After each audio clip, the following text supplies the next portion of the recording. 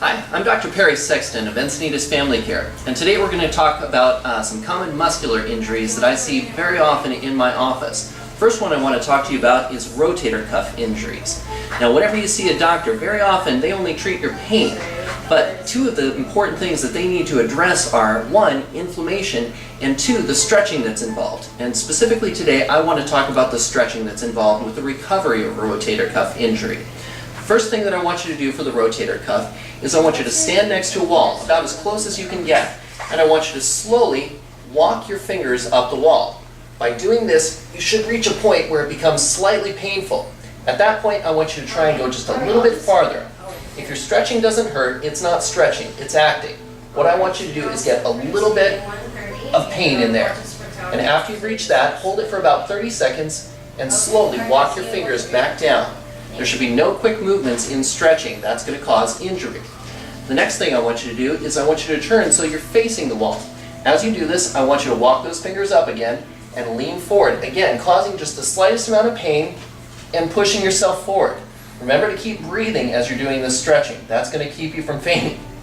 What I want you to do, after you've held that for 30 seconds, walk it back down. The third of the rotator cuff stretches is another important one. What I want you to do is to grab a towel. You're going to hold this towel with the arm that's feeling well and hold it behind your back. Grab it with the painful arm so that you can get a good stretch in here. As you're doing this, I want you to pull the good arm up, taking the painful arm with you, and hold it in this painful spot for about 30 seconds, trying to get just a little bit more tension in there.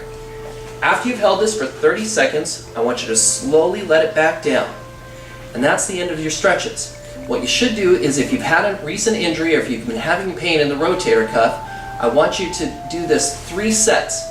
3 sets at breakfast, 3 sets at lunch, and 3 sets at dinner until you go 1 week without pain.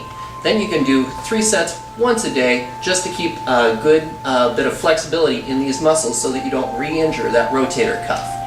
Now, these exercises plus treatment from your doctor can lead to a decrease in pain, an increase in longevity of your joint, and help you to participate in those activities that you enjoyed before you injured that rotator cuff. If you have any additional questions or need a primary care doctor, please check us out at our website, encinitasfamilycare.com.